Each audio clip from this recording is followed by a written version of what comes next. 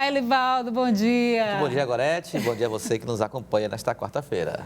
Vamos começar com o quê? Com o PEC da transição. A gente teve aprovação, né, ontem. Verdade. A primeira delas, né? Aprovação. O primeiro teste, né, Gorete? Exatamente. Hoje tem mais. Tem mais, é verdade. Deve ir a plenário. O governador Wellington Dias, inclusive, comemorando essa aprovação também, né? Que é importante. É isso mesmo. Gorete, ontem foi o primeiro teste da equipe de transição, ou do futuro governo, que assumirá o poder no país a partir de 1º de janeiro. Foi o primeiro passo, o primeiro caminho percorrido pela proposta de emenda à Constituição, que vai permitir autorização para que o governo possa desembolsar aí recursos para pagar o Bolsa Família de R$600 e mais o acréscimo de R$150 para crianças até 6 anos. A votação foi da Comissão de Constituição e Justiça, aí você está vendo o senador Davi Alcolumbre, que é o presidente da CCJ, e passou com uma votação simbólica, né? Não foi o que a equipe queria. Até a equipe pediu o todo para ganhar o suficiente, porque o Senado não iria dar essa carta branca total para o futuro governo. A discussão foi muito prolongada e acabou saindo 145 bilhões de reais, 30 bilhões a menos do que a proposta original. E o prazo também de validade dessa emenda constitucional, de 4 anos, como pretendia a equipe de transição, baixou para 2 anos, ou seja, a metade, com a obrigação do futuro governo definir uma nova âncora fiscal, ou seja, Gorete, uma regra para estabelecer o critério, normas para o gasto público. E já que esse teto de gastos criado pelo presidente, da época do governo Michel Temer, esse teto de gastos já está obsoleto, já está totalmente furado, totalmente sem orientação, mas permanece em vigor até nos próximos 2 anos. Ontem, o senador eleito Wellington Dias, que está em Brasília, vai assumir agora, em fevereiro, o mandato, mas ele é um dos indicados do presidente eleito Lula para acompanhar essa transição orçamentária e comentou o que se pode considerar uma conquista nesse primeiro teste do futuro governo. Considero uma vitória do povo brasileiro a aprovação aqui na Comissão de Constituição e Justiça do Senado Federal, por acordo, quase por unanimidade, ao invés daqueles 175 bilhões, 145 bilhões. E agora? Agora, certamente aprovado no Senado e na Câmara, teremos o desafio de adequar no orçamento, ou seja, provavelmente retirando de investimentos de outras áreas. Mas, de qualquer maneira, os pobres no orçamento, com recurso para o social, a garantia de recursos para os serviços públicos e também para mais investimento do que estava previsto. Eu espero que a gente tenha a acolhida também, tanto no Senado como na Câmara, no plenário e também, em seguida, a adequação ao orçamento geral para 2023. Falávamos, né? É uma primeira vitória, embora não exatamente como foi apresentada a proposta pelo o novo presidente, né? O presidente eleito Lula, mas é sim uma vitória. Agora tem uma outra mudança, né, Elivaldo, que foi a questão da redução do prazo para a apresentação de novo regime fiscal pelo novo governo, né, de 1 ano para 8 meses. Eu estava me lembrando, eles tabelaram isso para agosto do próximo ano. Coincidência, normalmente as discussões em relação ao orçamento do ano seguinte começam neste mês, né? Após a aprovação da lei de diretrizes orçamentárias. Então, entra em debate. Então, a exigência é que no próximo ano o governo já defina essa nova âncora fiscal, essa nova norma que vai definir os critérios para o gasto público. Agora, Gorete, o governo de transição não pode reclamar de apoio de forma alguma. Aliás, eu nunca vi transições tão tranquilas como a federal e aqui do Piauí. Veja só, a federal consegue um feito, a meu ver, inédito. Nunca vi você mudar a Constituição, olha só, mudar a Constituição para adequar um programa social que vai permitir o governo gastar mais do que está permitido pela lei. Então, é mais do que um aval político ali, é mudança constitucional, que hoje será votada no plenário do Senado, com necessário apoio de 3/5, há uma previsão de 55 votos favoráveis, de um mínimo de 49 parlamentares. E aqui no estado do Piauí, onde o governador eleito Rafael Fonteles está, normalmente você faz a reforma administrativa quando assume, ele está fazendo a reforma administrativa ainda no governo anterior, então ele já vai assumir em janeiro com a reforma administrativa prontinha.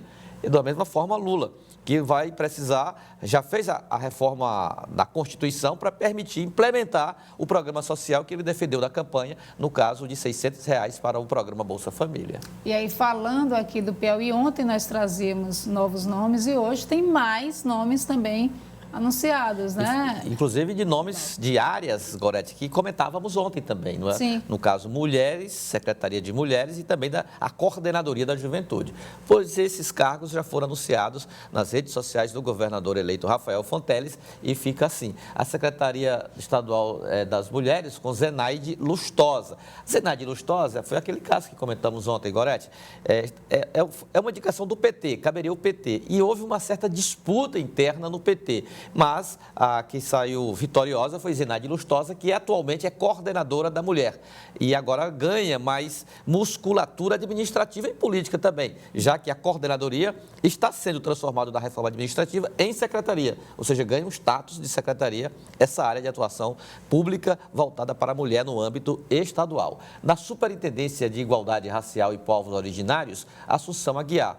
Olha, a Assunção Aguiar, Gorete, é uma referência das lutas, não só de discursos, mas de ações voltadas exatamente nessa área da igualdade racial e também dos povos originários. Sim, tem uma atuação muito forte nas comunidades quilombolas, inclusive vai merecer um destaque do governador eleito, que visitará a primeira viagem de Rafael Fonteles como governador, vai ser para a comunidade Mimbó, lá no município de Amarante, que é uma comunidade de origem quilombola. A Assunção realmente é uma referência, ela sempre defendeu esses movimentos, vinha trabalhando com mais afinco nos últimos anos e agora assumindo, de fato, nessa superintendência. É verdade. Então, é ligada ao PT, mas ela tem esse histórico, então é uma escolha muito bem feita. E na Superintendência de Relações Sociais, Núbia Lopes, e na Coordenadoria da Juventude do Estado, Everton Calisto. Aí uma mudança, né? Sai Vicente Gomes e entra Everton Calisto. Indicações políticas também dentro do PT. É uma indicação do vereador Deolindo Moura e passa a ser de Elzuíla Calisto. O Everton Calisto é irmão da vereadora de Teresina, Elzuíla Calisto, do Partido dos Trabalhadores. Então, são cotas que o governador eleito privilegia ou mantém sob a indicação e a influência do Partido dos Trabalhadores. Vamos falar agora do poder público municipal, Elivaldo, porque a gente tem mais um capítulo, né, dessa questão do orçamento que está emperrado, né, votação na Câmara. Chega hoje na Câmara o parecer do prefeito, doutor Pessoa, sobre o orçamento do município para 2023. A expectativa, qual vai ser o comportamento em relação às mudanças feitas pelos vereadores?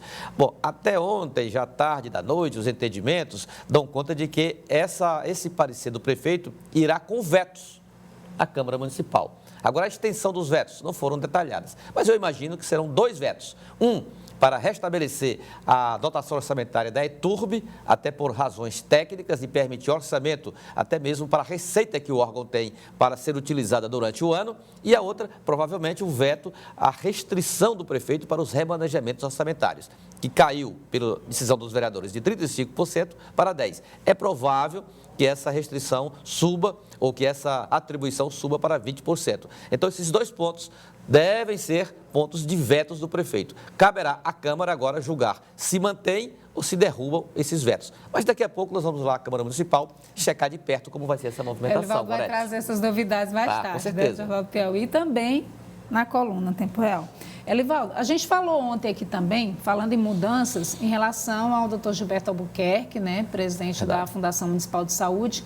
Trouxemos uma entrevista dele falando que ele não iria, né, na verdade, não tinha nenhuma intenção de sair da fundação. Mas, minutos depois, houve-se a confirmação por parte do próprio Dr. Gilberto, né, de que tinha decidido pedir para sair. Foi a grande repercussão dessa terça-feira aqui na capital. E alguns nomes, inclusive, já começaram a ser ventilados, né? Embora o prefeito tenha dito ontem que ainda não tinha recebido esse pedido oficialmente. Ganha tempo com isso, né? O prefeito informou que não tinha recebido oficialmente, mas o doutor Gilberto, ele está saindo da Fundação Municipal de Saúde, é fato, nós ouvimos do próprio doutor Gilberto Albuquerque essa comunicação, então não conte com o doutor Gilberto na direção da Fundação Municipal de Saúde, já pode ser chamado de ex-presidente da instituição. E como você disse bem, Gorete, agora, daqui para frente, o nome mais cotado, mais com possibilidades de assumir, é o médico diretor do Hospital Universitário,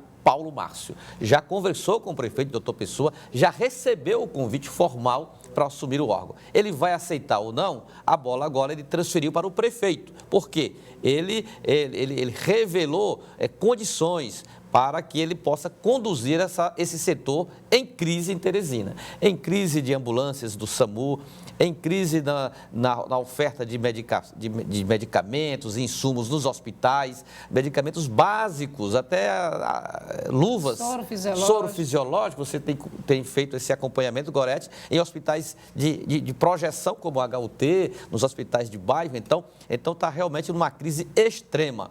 Doutor Paulo Márcio, ele não impôs, mas revelou condições para dizer o sim para o prefeito Dr. Pessoa. Entre as condições, a chamada porteira fechada na administração do órgão. Que porteira fechada é essa?